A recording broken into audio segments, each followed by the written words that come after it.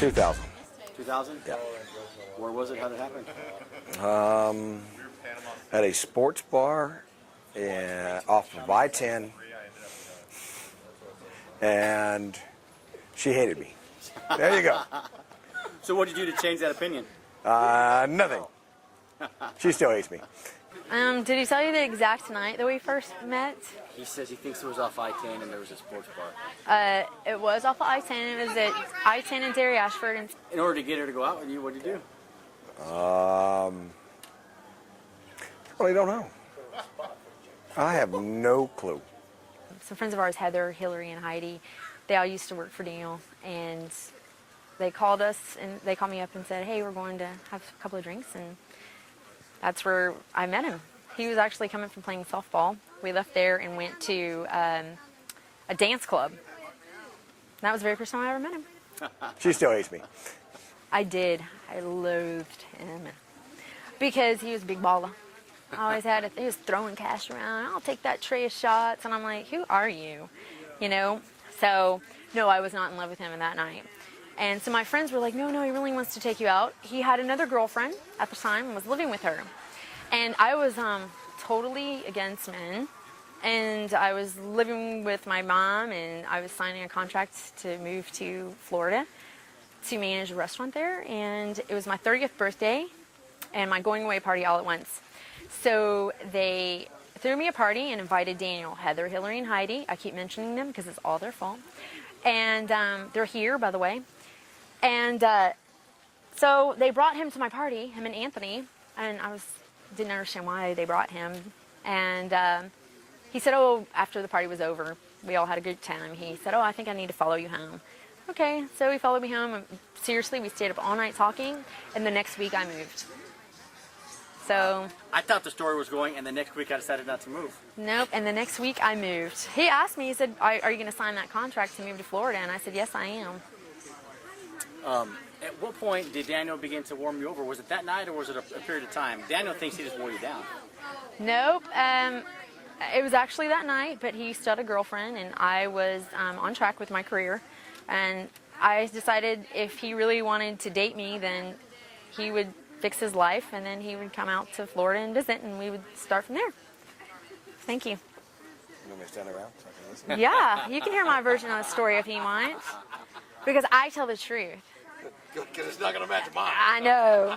And so I was in Florida. I moved in September, and in October he calls me and said, I want to come see you. I'm single now, and I live alone. And I said, let me check out that story. Ring, ring, Heather, Hillary, and Heidi. Is this a true fact? So they said yes. And I said, okay, you can come and visit. So I figured I'd break him in because I had just moved back from Key West like a year and a half later, and I love to fish. So I took him fishing, and he hates fishing.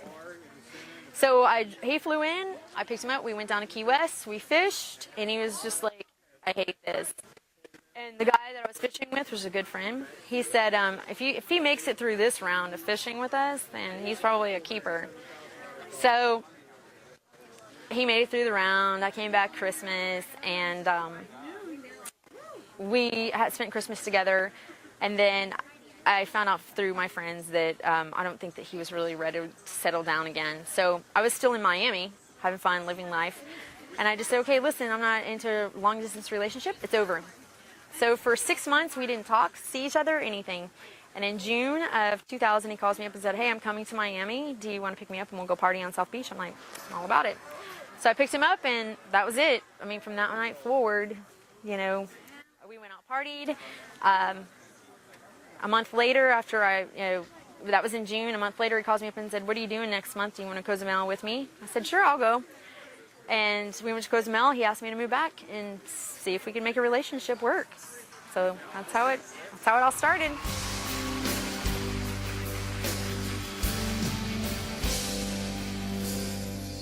After all these years, after all these tears between us,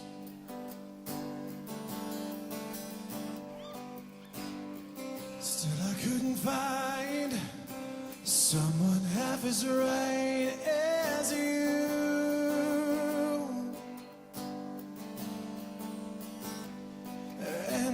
Each time I stop to think what it is I really need,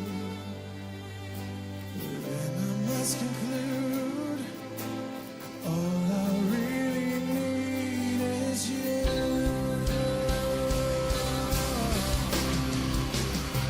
Just say what you wanna say. You don't have a chance in the world. Can I, knowing how I tried, still come close to losing you? When you are my world, have I spent so many nights trying hard in vain to tell you, yes, you know it's true. All I really need is you.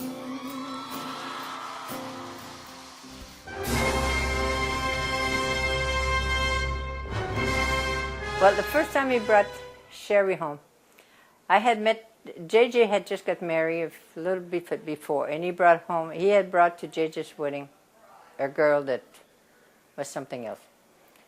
And the first time I met Sherry, I made the biggest mistake.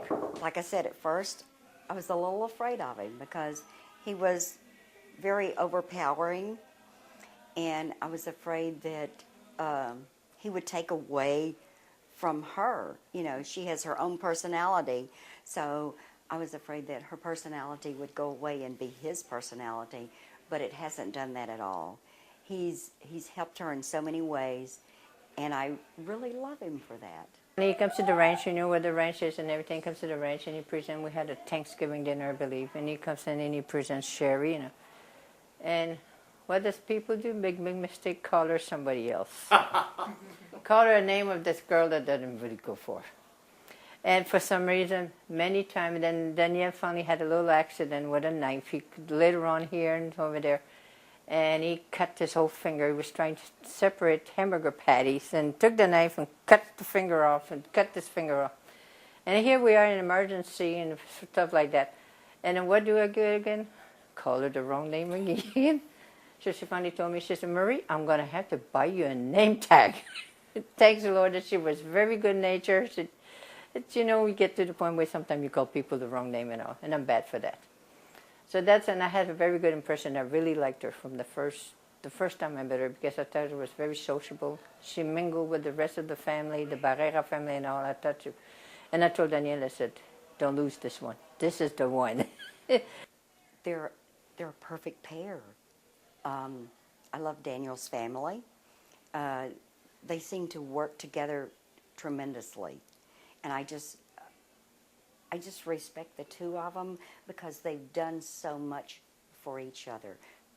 When you said that Daniel was rough around the edges to start with, that's absolutely true, and so was Sherry. Sherry was like going this way and going that way, and she was just kind of moving in and out, and all of a sudden the two came together and they're on a path. They know what they want and they're accomplishing that, which I respect a lot. I respect it a lot.